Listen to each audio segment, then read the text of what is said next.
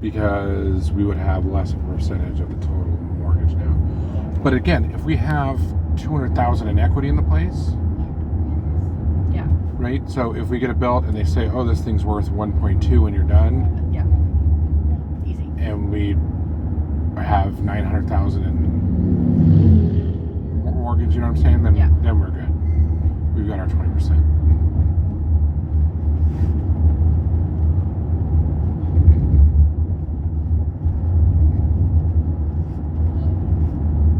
Charlie, I don't know what you're playing with, but I want you to let it go. Because it doesn't sound like whatever you're doing is happy. Oh, got it. Yeah, leave the seatbelt alone for now, bud. Thanks. Thanks, Charles. Well, let's not do that.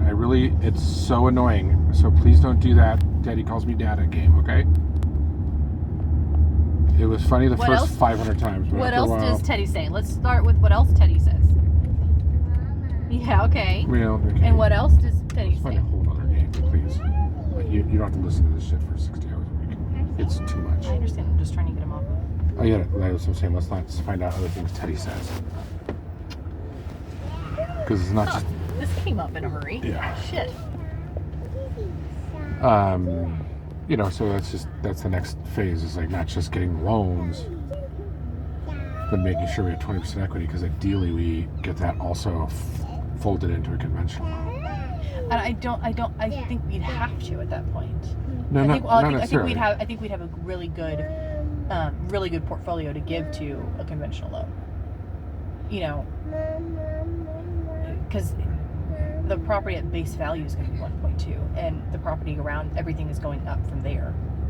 It's not. It's. I get it, but you got to have 20% down, or you got to pay mortgage insurance. Just saying, it's not the easiest thing to convince them of the equity of something that doesn't exist yet. Right? So it's less risky than something that already exists. Now, again, other factors are, we get a separate loan to do the remodel, rebuild stuff. Oh my God. You're just going to run a red, you fucking jackass. What the hell, bro? And then, are you trying to run him over? He could have gone like 15 minutes ago. God, caught for free, Kristen. For free! Let's say the other scenario, let's say we really genuinely prevail and we get a chunk of cash from going after the VDC, right? We pay everybody out, left over, we've got money. We can use that as a down payment for the improvements, and then later refi it all into one once it's done. That's a good point. That's a really good point.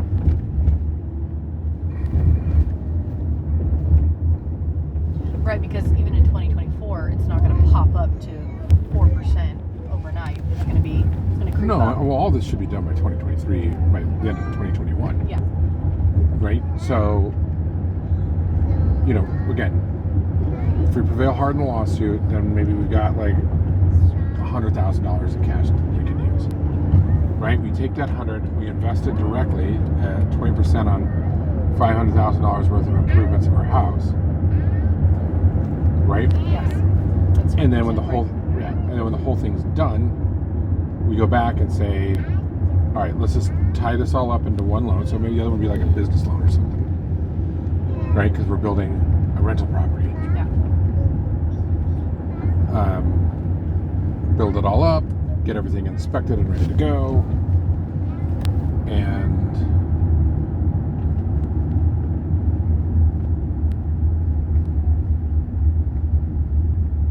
just start renting it out right away. At least rent out 2 floors. Live in the other one. We live there for a minute. Then we go in. We get all the electrical redone in our house. We get the top level done. All that shit will be basically done in one shot.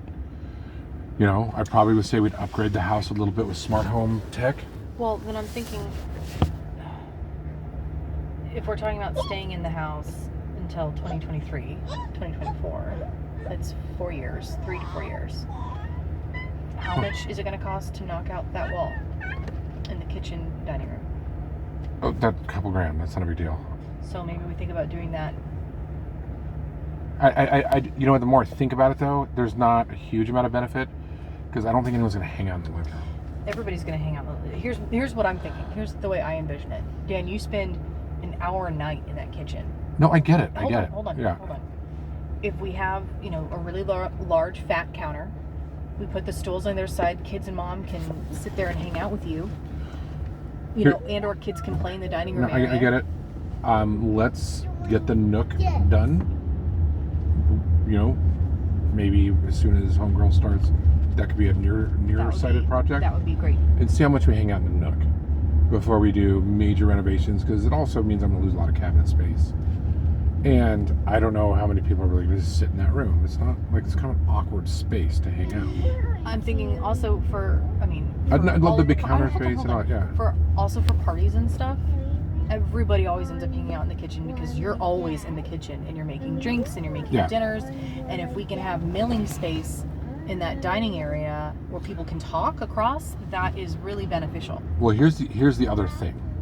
Okay, so for parties going forward, getting our outdoor kitchen more less temporary, more permanent, I think that's the key. Okay. Because we can pretty much always cook outside. We've got that range, that propane range. We've got 2 smokers now. I don't know what I'm gonna do with that barrel smoker. It's a cool piece, and we got a lot of great use out of it.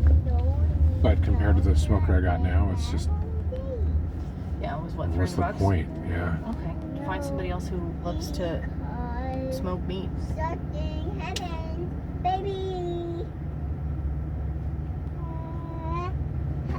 Well, let's just see right now. Let's do a couple more pieces in the big smoker. But it's going to be hard to beat that Alta Sham because I can, the temperature on that thing is exact. I can do an exact amount of smoke. It really is just, super set it, forget it. I can, cook it whatever time I want. Like I don't have to wake up at 8 in the morning and get the meat going, Oh, if we do a flat roof on our house, we can have a drawbridge that goes to the garage. Yeah. I don't know if we did a drawbridge. Maybe just a bridge. Does it have to go up and down? No. Do you really want it to go up and down?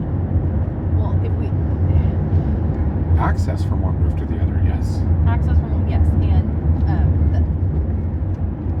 then I want the garage to match. I want it to be stucco to match the house. Okay. And then we can make the bridge. And then I'll be satisfied with the solid bridge between the two buildings. Yeah, drawbridge. I just see that being like $50,000 for one thing.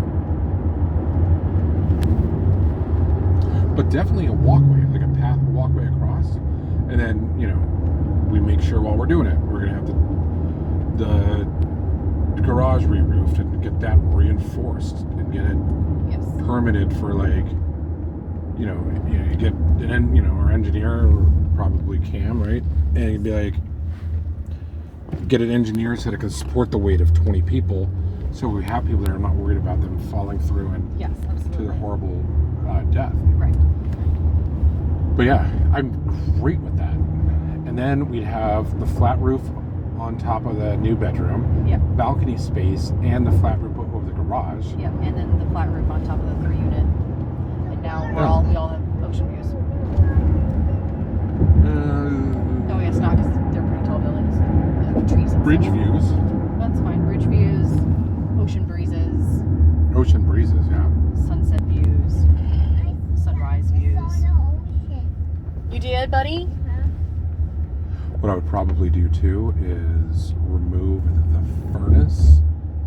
Fuck with the ductwork. I wouldn't even mess with it down there. While they have the roof open, run ductwork to all the rooms and get central air and heat. Yes, absolutely. Absolutely. Or maybe leave the furnace, but because it's probably still more energy efficient than the forced air versus than electrical heat. Yeah. Oh, okay, yeah. But still run forced air, run central air conditioning. We just put a vent in each room. It's a little unsightly, but so is being grimy, sweaty, and horrible.